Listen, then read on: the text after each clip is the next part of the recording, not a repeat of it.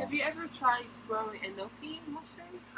We have grown them. As a matter of fact, they do grow wild in this area. Really? Yeah, they do. They don't look What? anything like what you get in the store, though. What do they look like? They look like a relatively ordinary. Actually, they look a lot like this, but the caps tend to be about 2 or 3 inches. Big caps. What? I'm not kidding you. Okay, They're stick tiny, though. with me. Stick with me. What? You got to believe me on this. Okay, I could get these to grow like the store enokis. Okay, but I'd have to do it in the right conditions. Wow. The trick.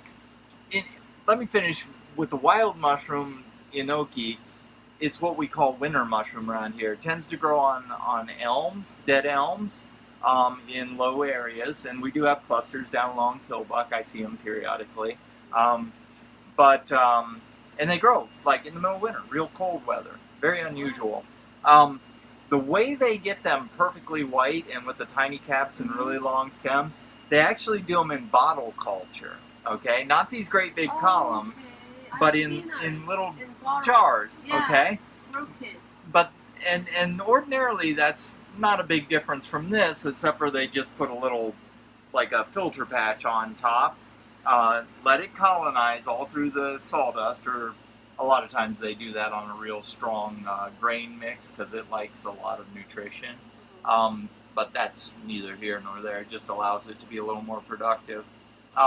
When it starts to fruit at the top of the colony, which is where the freshest air is, it senses the fresh air, remember, they take that cap off, and then they take a piece of paper, and they make a funnel out of the piece of paper and stick it down in the top of the jar.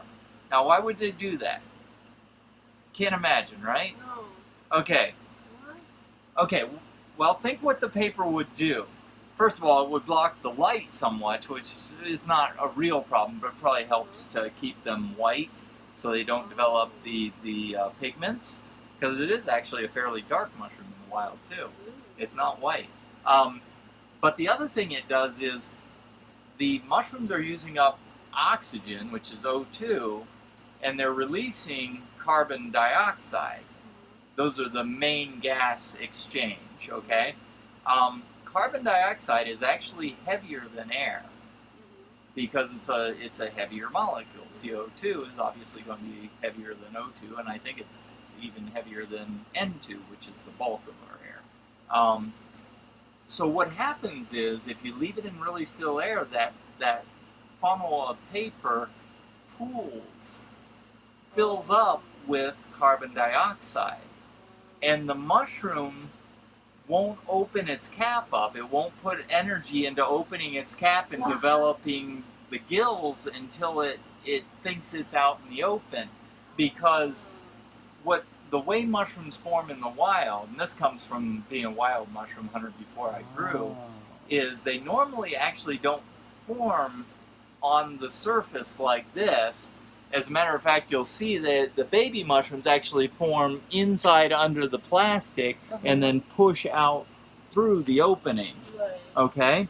And in the wild, that manifests even more so because you have direct exposure to sun and dry conditions and so forth.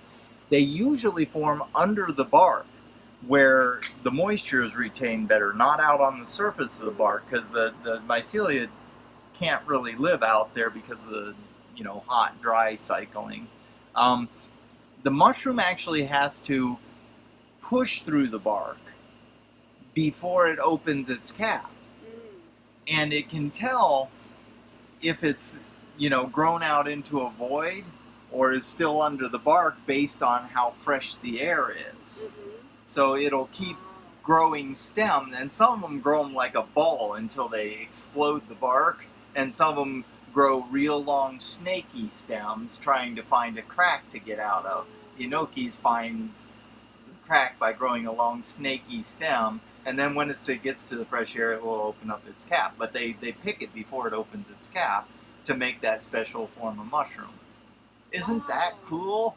Yeah. Wow, that is so... So you had no idea, right? Yeah. Yeah, there's a lot of Why tricks. do they do that though?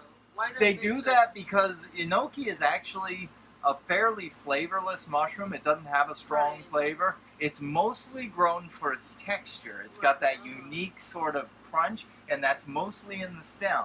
The stem is what is the marketable product with enoki. Really? So they grow that for that reason. It's really cool. Wow. I want to see the wild. The wild enoki, you have to come in late fall or winter when they're actually growing. What a sight. Yeah, I mean, it's not exciting. It's just like any clustered mushroom growing on the side of a tree. The cap gets really big like this? Yeah, it gets fairly large. I mean, they're not a big mushroom. I mean, some oyster mushrooms will have caps like this out in the wild. Wow. What? But so actually, like a 2 or 3 inch diameter cap is a fairly modest I mushroom. can't imagine that as enoki being like that. Yeah, I know. It's funny. And but they do, I mean, if you look underneath, you can see they have very individual stems, and they are kind of long, skinny stems. I mean, they are recognizable in a few characteristics, even in the wild, Wow. but they are very, very different than what's marketed. Interesting. Amazing.